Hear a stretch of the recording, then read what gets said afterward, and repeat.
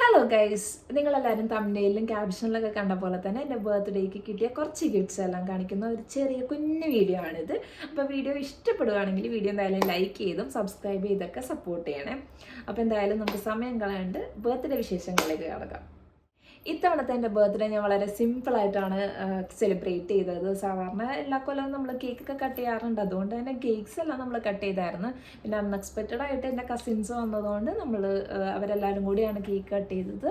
എന്നിട്ട് നമ്മൾ പുറത്തൊക്കെ പോയിട്ട് ഡിന്നറൊക്കെ കഴിച്ചിട്ട് തിരിച്ചു പോകുന്നു. അല്ലാണ്ട് ഭയങ്കര വലിയ കാര്യമായിട്ടുള്ള സെലിബ്രേഷൻസ് ഒന്നും ഉണ്ടായിരുന്നില്ല. അതുകൊണ്ട് തന്നെ കുഞ്ഞു കുഞ്ഞു കുറച്ച് ഗിഫ്റ്റ്സാണ് എനിക്ക് കിട്ടിയിരിക്കുന്നത്. ആ ചെറിയ ഗിഫ്റ്റ്സ് ഒന്നും നിങ്ങൾക്ക് കാണിച്ചു തരാമെന്ന് വിചാരിച്ചിട്ടാണ് ഈ ഒരു വീഡിയോ ചെയ്യുന്നത്.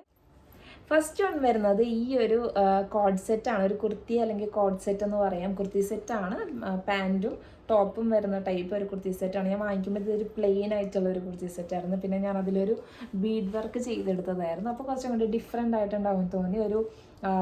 ഒരു ഡാർക്ക് പേർപ്പിൾ കളറാണ് ഇത് വന്നിരിക്കുന്നത്. നല്ല എലഗൻ ആൻഡ് ക്ലാസി ആയിട്ട് ഇട്ടുകൊണ്ട് നടക്കാൻ പറ്റിയ ഒരു സിമ്പിളായിട്ടുള്ള ഒരു കോഡ് സെറ്റാണ് ഇത്. മമ്മി എനിക്ക് എടുത്തു തന്നതായിരുന്നു. ഇത് നല്ല ഞാനത് വെയർ ചെയ്തിട്ടുണ്ടായിരുന്നു. ഞാൻ ആ വെയർ ചെയ്ത ഫോട്ടോ സൈഡിൽ എന്തായാലും കൊടുത്തേക്കാം. അപ്പോൾ നിങ്ങൾക്ക് അതിൻ്റെ ആ ഒരു ഭംഗി എന്തായാലും നിങ്ങൾക്ക് അറിയാൻ പറ്റും. നല്ല രസമില്ലേ കാണാനായിട്ട്.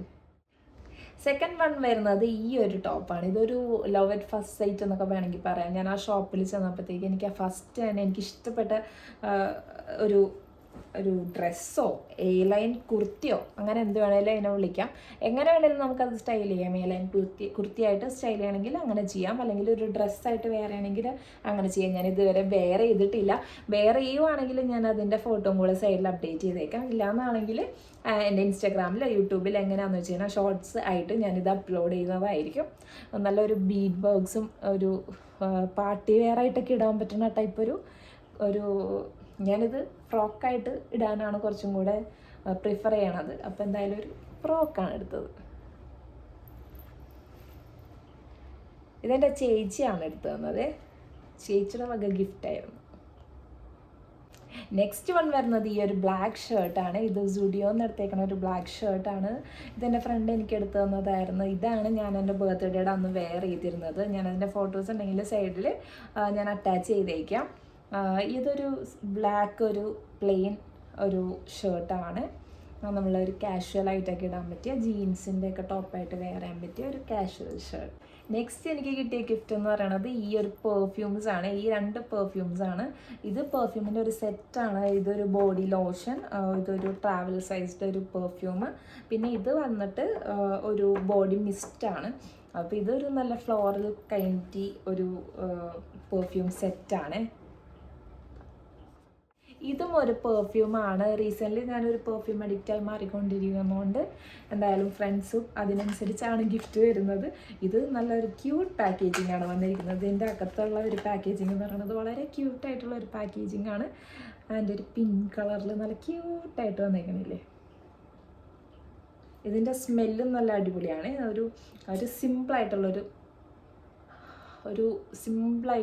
സ്മെല്ലാണ് വന്നിരിക്കുന്നത്. നല്ല അടിപൊളിയായിട്ടുള്ളൊരു പെർഫ്യൂമാണ്.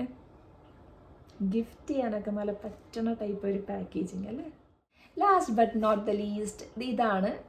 ഇത് ഞാനൊരു ഇയറിങ്സ് അല്ലെങ്കിൽ ഇയർ സ്റ്റഡ് എനിക്ക് സെൽഫ് ഗിഫ്റ്റ് ചെയ്തതായിരുന്നു. ഇതിന് വേണ്ടിയിട്ടായിരുന്നു ഞാനിവിടെ ഇയർ പിയേഴ്സ് ചെയ്തത്. എൻ്റെ ഇയർ പിയേഴ്സിങ് സ്റ്റോറി ഞാനൊരു വീഡിയോ ആയിട്ട് ഓൾറെഡി അപ്ലോഡ് ചെയ്തിട്ടുണ്ട്. കാണാത്തവരെന്തായാലും കണ്ടു നോക്കണേ. ഇതിടാൻ വേണ്ടിയിട്ടാണ് ഞാൻ ഇയർ പിയേഴ്സ് ചെയ്തത്. പക്ഷേ അൺഫോർച്ചുനേറ്റ്ലി ഗൺ ഷോട്ടിന് നമുക്ക് ഈ ഒരു ഇയറിങ്സ് സ്യൂട്ട് ആവത്തില്ലായിരുന്നു. അതുകൊണ്ട് ഞാൻ തൽക്കാലത്തേക്ക് ഞാൻ ഈ ഒരു ഇയറിങ് ഇട്ടു.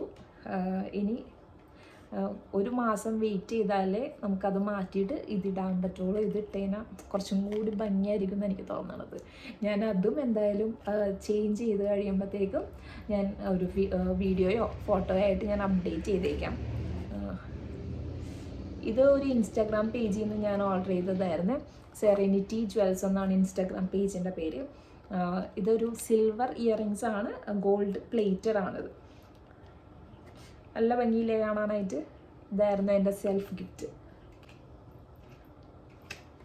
നിങ്ങളാരും ഈ സെൽഫ് ഗിഫ്റ്റിംഗ് പരിപാടി ചെയ്ത് നോക്കിയിട്ടില്ല എന്നാണെങ്കിൽ എന്തായാലും ഒന്ന് ചെയ്ത് നോക്കും. നല്ല പോസിറ്റീവ് ഒരു ഫീലിങ്ങും ഹാപ്പിനെസ്സും ഇല്ലെങ്കിൽ നമുക്ക് സ്വന്തമായിട്ട് തന്നെ നമ്മളെന്തായാലും ഏൺ ചെയ്യണ ഒരാളാണെങ്കിൽ നമുക്ക് സ്വന്തമായിട്ട് ഇടയ്ക്ക് ഇതേപോലെ ഗിഫ്റ്റ് ചെയ്യണത് വളരെ നല്ലൊരു കാര്യമാണ്. നമുക്ക് വളരെയധികം പോസിറ്റിവിറ്റി കിട്ടണ ഒരു കാര്യമായിട്ട് എനിക്ക് തോന്നിയായിരുന്നു.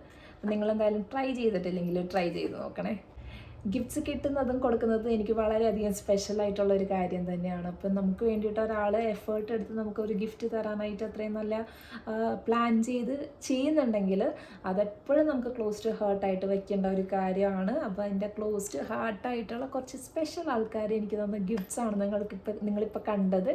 അപ്പോൾ നിങ്ങൾക്കത് ഇഷ്ടപ്പെട്ടിട്ടുണ്ടെങ്കിൽ എന്തായാലും കമൻറ്റ് ചെയ്ത് നിങ്ങളുടെ ഒപ്പീനിയൻസ് അറിയിക്കുക. അതിനകത്ത് ഏത് ഗിഫ്റ്റാണ് നിങ്ങൾക്ക് ഏറ്റവും കൂടുതൽ ഇഷ്ടപ്പെട്ടതെന്നുള്ളതും കൂടി കമൻറ്റ് ചെയ്ത് പറയാം. അപ്പോൾ നിങ്ങൾക്ക് ഈ വീഡിയോ ഇഷ്ടപ്പെട്ടിട്ടുണ്ടെങ്കിൽ വീഡിയോ ഒന്ന് ലൈക്ക് ചെയ്യുക, ചാനലൊന്ന് സബ്സ്ക്രൈബ് ചെയ്ത് സപ്പോർട്ട് ചെയ്യുക. അപ്പോൾ വേറെ ഒരു വീഡിയോ ആയിട്ട് നല്ല അടിപൊളി കണ്ടൻസായിട്ട് ഞാൻ വരുന്നതായിരിക്കും. അതുവരേക്കും ബൈ.